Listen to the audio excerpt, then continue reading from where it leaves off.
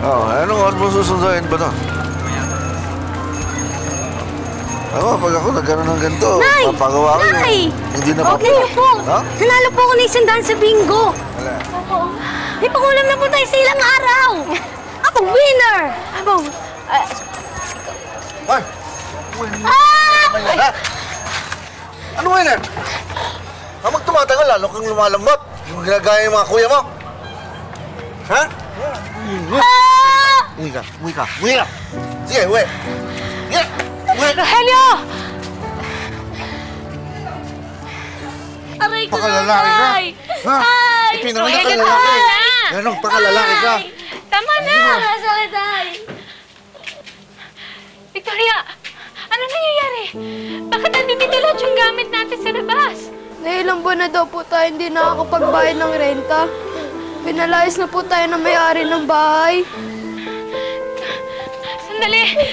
May gamit pa kami sa loob! Wala na, pinalabas na. Sige na naman! Buksan mo na! Wala na kayong babalik kami, sis. Ang tigas ng ulo niyo eh. Sa isang squatters area sa Makati, unang namulat ang pag-iisip ni Donita na noong kabataan niya ay kilala sa palayaw na Ogie. Na-stroke ang dating OFW niyang ama. Nagalit naman tuwing siya ay nakikitang kumikimbot at nagkikilos babae. Kaya naman, mas naging malapit si Ogie sa kanyang nanay Gloria na noong pamay lagi siyang isinasama sa trabaho nito. Nay! Ano ba yan?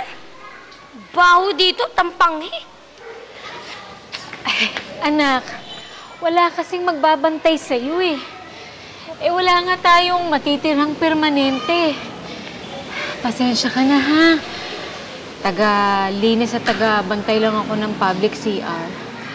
Nay, hindi po nababagay dito yung beauty ko. Alam mo, ikaw, pagka narinig ka na naman ng tatay mo, ay sigurado ako, mabubugbog ka na naman nun. Sa totoo, anak,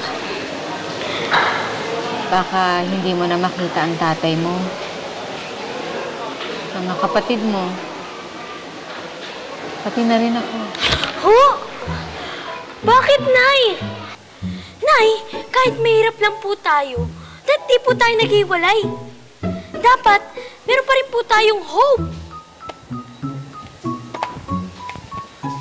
Because hope is the essence of being a family. Because a family that stays together is the hope of our nations. Thank you very much. Ba? Galing ko, Nay. Alam mo, anak, siguro, paglaki mo, magiging komedyante ka. Ay, hindi po, Nay. Ha? Gusto ko po paglaki ko maging teacher. Teacher na beauty queen. Beauty queen, ha? Nay, paano po kaya kung tumigil na lang po sa pag-aaral? Tumigil ka, Ogie, ha? Huwag na huwag mong gagawin yon.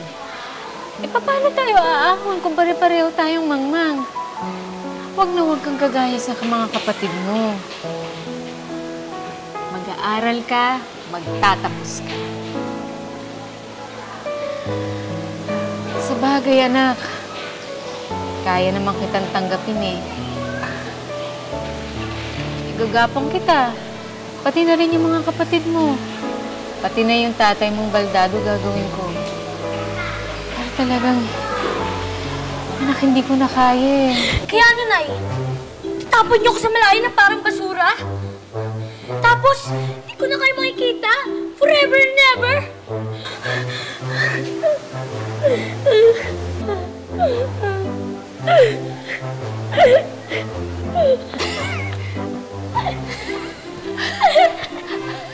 Ang galing ko na, di ba? Alam mo ikaw, Ogie, ha? Lagi mo na lang ako niloloko. Okay tayo, Nay.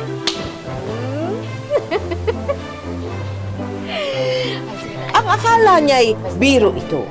Pero seryoso pala noon ang ina ni Ogie. Pagkalipas ng ilang araw, siya nga ay ibiniyahe at dinala sa kanyang mga tiyahin sa Iligan. Nay, kala ko po sa Sambuanga niyo ako dadalhin kila auntie. Mas gusto ko po kina auntie. Kasi po, teacher siya. Saan po magiging matalino, di ba? Kapos kasi tayo, anak. Kung nandito ka, masarap makakain mo. Hindi ka na titinda sa palengke. Hindi ka na mamumulot ng mga basura. Hindi ka na rin din kakain ng tira-tira. Sandali, ha? Ate Heidi? Kuya Ben? Ate Heidi? Sandali lang. Sino ba yan? Uy! Gloria pala. Pasok kayo, pasok. Oh, ito na ba si Ogie? Malaki-laki na pala, ha? Kayo na ang bahala sa bunso ko, ha? Huwag ka mag-alala, Gloria. Pag-aaralin namin to si Ogie. Saka ituturing namin parang tunay na anak. First time ko yun na malayo sa kanila. Yung umpisa, okay naman lahat. Maayos naman, pinag-aaral ako, pinapakain naman ako ng maayos. Pero nung medyo kalaunan, parang syempre makikisama ka, kailangan mong magtrabaho. Halos lahat ng trabaho yata ginawa ko na. Ako na naglalaba, ako na nagluluto, naglilinis ng buong bahay.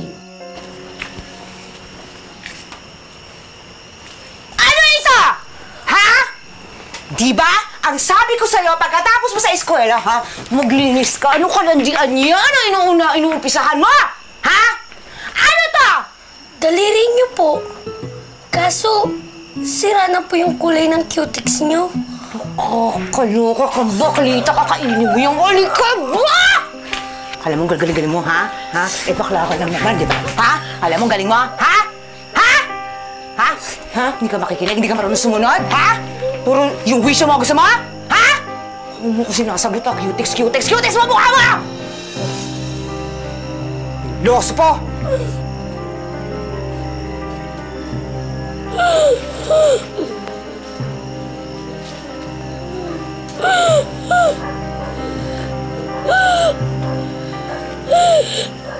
Ayoko ng dumi. Ayoko ng putik.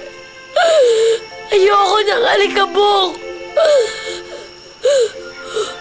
Bukas, luluhod ang mga tala. Walang kamalay-malay si Gloria na inaalipin pala ng kanyang tiyahin si Ogie. Dahil mahirap lang din naman ang mga ito. At hindi pa uso noon ang cellphone. Tuluyan ang nawalan ng komunikasyon si Ogie sa kanyang pamilya. Hindi man lang siya nagawang dalawin ng kanyang ina.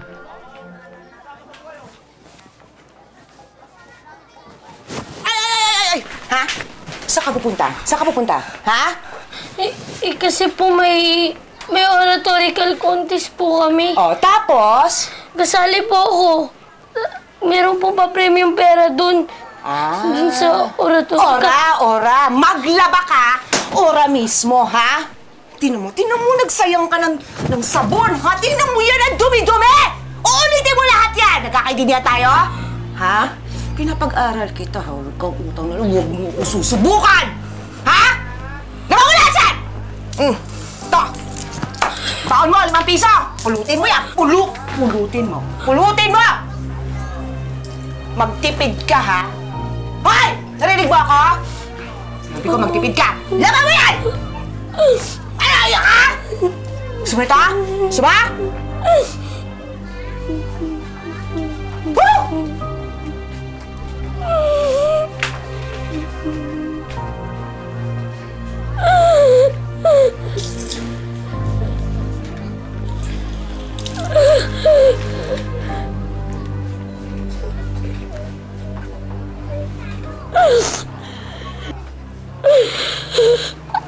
Ayoko ng madumi. Ayoko ng basa. Ayoko na maglaba. Ayoko na!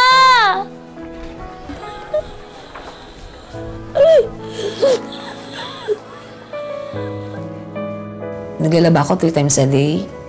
Pagkagising ko ng alas 4 ng umaga. Ang pasok kasi doon sa Iligan, whole day. So, maglalaba ako ng umaga. Tapos, darating ako dito ng tanghali. Maglalaba na naman ako. Tapos, bago matulog, maglalaba ulit. Ang hirap kasi noon yung parang kailangan mong gumising na alas 4 ng umaga. Kasi kailangan ko pumasok ng eskwela. Pero hindi ako makakapasok pag hindi ko tapos yung trabaho ko.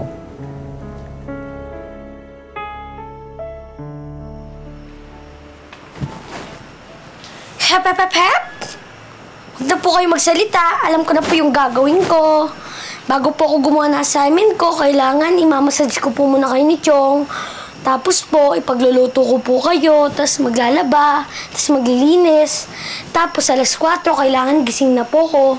Kundi, popokpokin niyo po ko. Tapos, kailangan ko po magluto ulit, tapos maglilinis po ulit ako. Tapos, ano pa nga yun? Anak? Nay! Okay?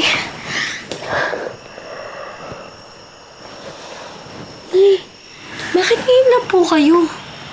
Kukunin niyo na po ba ako dito? Aalis na po tayo?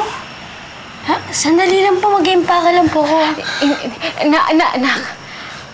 Hindi. Dinalaw lang kita kasi hindi pa namin kaya ng tatay mo. Dalaw? Ngayon niyo lang ako naisipang dalawin. Tama na ang birthday ko. Ang Pasko. At ang Biyernes Santo. Hindi niyo man lang ako naalalang anak niyo. Akong bunso niyong anak. Tinapon niyo lang dito. At binasa ang responsibilidad na dapat kayo ang gumagawa. Anak, hindi mo alam eh. Hindi mo alam kung gaano kahirap yung buhay Hindi namin. ko alam!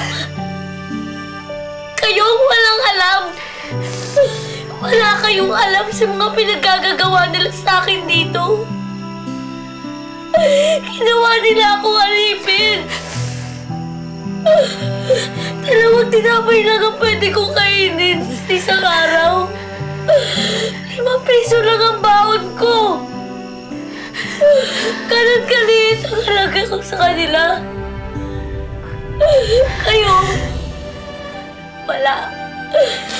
Wala akong halaga sa inyo. Dito. Halika. Dito.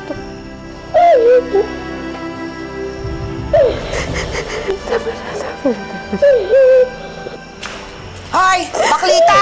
Nagsaing ka na! Heidi? Ben?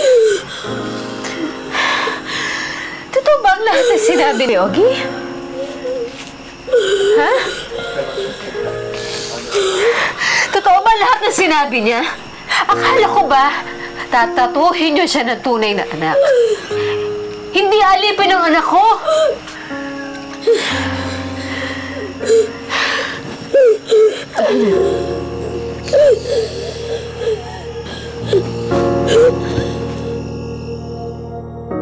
Nang malaman ni Gloria ang sinapit ni Ogie sa kamay ng kanyang tiyahin, inilipat ni Gloria ang anak sa Zamboanga para manirahan naman sa isa pa rin niyang kamag-anak.